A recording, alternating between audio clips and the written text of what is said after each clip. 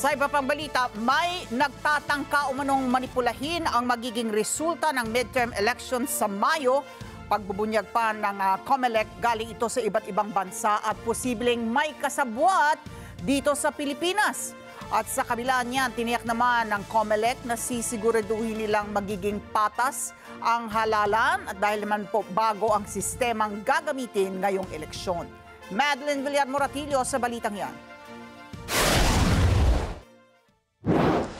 Aminado ang Commission on Elections na may mga nagtatangkang mang-impluwensya sa darating na halalan.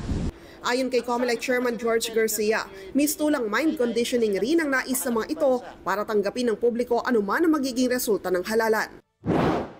Meron po tayo ring natanggap na intelligence information coming from the different agencies na kasama natin, kapartner natin. Kahit po yung nakikita niyo po sa social media na tumutuligsa sa COMELEC o doon sa ating proseso o doon sa ating makina. Naka-automatic bot po yun, naka-autobot ang tawag doon. 700,000 kaagad yung mga views at pagkatapos may mga 32,000 to 33,000 kaagad na komento. Mukha pong sa tingin nila at sa aking pong palagay din, ito ay nanggagaling sa ibang bansa. Hindi tinukoy ni Garcia pero may kasabwat umano ito dito sa Pilipinas. Pero may mga ginagamit po dito upang masigurado lamang na kung ano yung imamagnify, ano yung palalakihin na issue ay yun. And to even influence the election and to even dictate na to condition the minds of the people, mind conditioning, na dapat ito ang tatanggapin o hindi tatanggapin na resulta ng ating halalan. Tiniyak ng Commission on Elections ang patas na halalan, lalo na at bago ang sistemang gagamitin ngayon. Sabi ni COMELEC Chairman George Garcia, tumatanggap rin ngayon ang poll body ng mas maraming observers galing sa iba't ibang bansa. Sa ating po mga kababayan, ganyang may mga lumalabas na pong reports at kami rin ay nabibigyan ng ganyang klaseng impormasyon.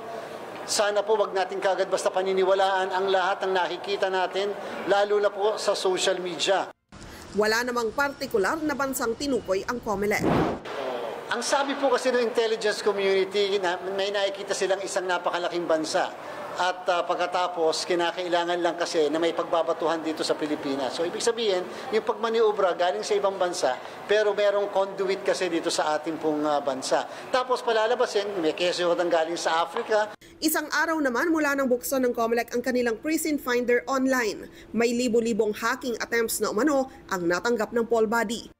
Pero gaya sa nakaraang 2022 elections na umabot pa sa 35 milyon ang naitalang hacking attempt, tiniyak ng poll body na hindi magtatagumpay ang mga ito.